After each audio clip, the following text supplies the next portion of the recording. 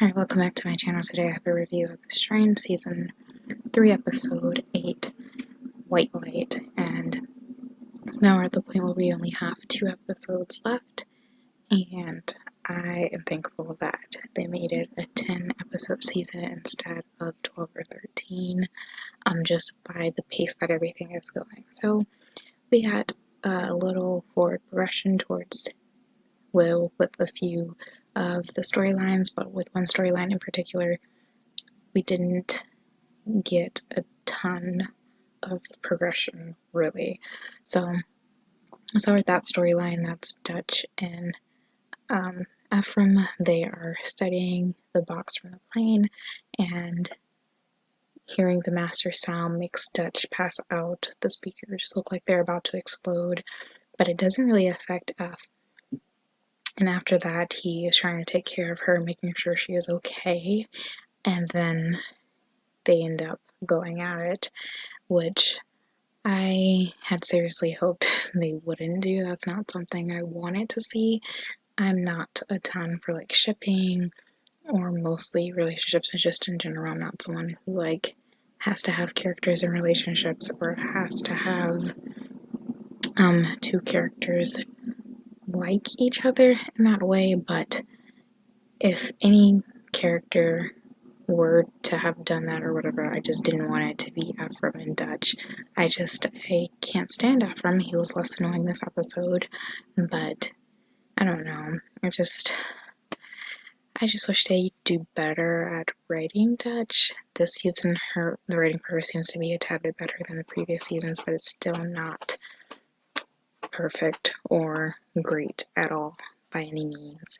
So that's something that I just didn't really care for. They did learn that the master's voice is extremely strong, and that if they had played it in like a different type of wave, whatever, then it would have paralyzed them completely. But just playing it back through like speakers affected her. And I'm still trying to figure out what they're doing with her. She's been a little jittery since the thing that happened with I-Course, which is understandable, but I don't know.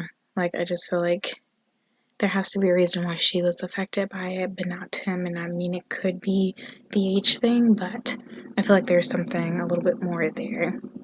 So then we have Satrakian and Fett. They go on a mission after Palmer, who is now fresh as a daisy, gives them some information and fake passes for Stoneheart, and they go and hunt down the person that was on the ship, and he leads them to one of the blood factories, which is about time we're getting more progress on the blood farming factories, because it was introduced a little bit ago and we didn't get much else with it. So it's good that this season they're showcasing it a tad bit more. So they find that. Obviously it's throwing Satrakian back to times of the Holocaust, and he almost like just sliced the guy's head off, which would have been great, but he didn't. Fett stopped him from doing it, and they find the cargo, which presumably is the ancient from Egypt, and I-Course and Desai get away, essentially. So that's that. Satrakian and Fett then go. They also ask Quinlan to talk to the ancients about the cargo, and I'll get into Quinlan's storyline in a little bit, but they also go back to Palmer, and Satrakian is livid, understandably, and he is just like, essentially like he can't trust him, but they are forced to work together. So now Palmer has to find out where they have taken that ancient. So that's it for their storyline. Then we have Quinlan, who goes back to the ancients after he told them he'd never see them again, and I'm glad that they at least brought it up and that he was hesitant to go back, but Satrakian really asked him to, saying that is something they needed. The ancients don't want the help of the humans, they say they don't trust the pawnbroker, which is Trakian, and Quinlan comes back again, and that's when the Master makes his attack with a bunch of Strigoi. They show, as Ichorus is telling Kelly the plan, they show the Sun Hunters out killing refugees, people that are trying to help, people that are just trying to live. They go kill them and take them back for the ancients to eat. And then the Strigoi come and attack, and it was nice to see the ancients actually do something. This was perhaps my favorite moment of the entire episode, was seeing the ancients get up and they're just like smacking the Strigoi around like it's nothing. And also the fight sequence with Quinlan was great. Like, this entire sequence was great, in my opinion. I loved it. That's something that I want to see more of, is just like fighting Strigoi, because if you really look at The Strain as a show, especially in this current season, we got a ton of it in the first season, but in the later seasons not as much. And that is the fact that we rarely see them fighting the Strigoi, and I get that it's more science fiction, they're trying to find the science behind it, but even that, it doesn't seem to be going as organically as it could have. In the meantime, at least fight some Strigoi. Like, we know the Strigoi are out, fight them. Like, I don't know, I think that would make it 10 times more interesting if they showed them being a little bit more proactive, I guess. So they have that.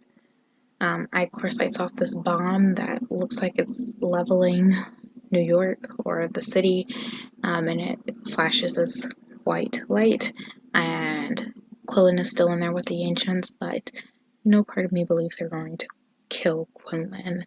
Like, if they did, part of my desire to continue watching this show would go down a lot.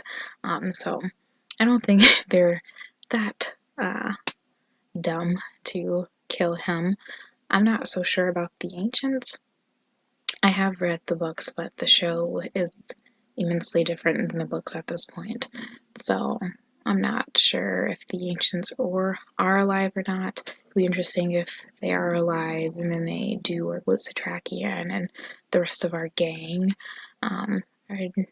Yeah, so that's it for that storyline. And then we have Gus, who finally gets the closure of the mom storyline. We get some flashbacks from him, which were great, of him as a child and really being told to protect her, and eventually ended up in the same gang that his uncles were in. And just, I mean, it was nice getting some backstory for him. He ends up killing his mom because his mom tries to attack Angel, who was passed out. Now, finally, that entire plot is over with, because I didn't like it, and yes, I know that it added some more levels to it so that we understood why he wanted to keep his mom alive so much, but still, it's not a storyline I cared for at all, and I wish we had got some more flashbacks early on about him and his relationship with his mom, so that we can see that when he's making these terrible decisions.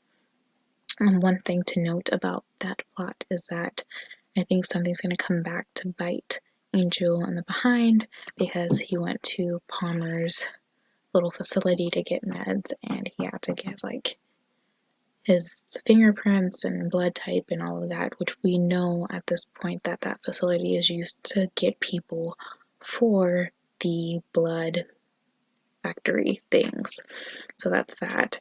We also got the information that 100 of their blood farming facilities are going up around the country or around North America. So we know at this point that it's looking to be spreading, and there's that. So overall, a pretty solid episode. Yes, there were things I didn't entirely love, but overall I felt it was a good episode. So yeah, thanks for watching, and I will see you guys in my next video.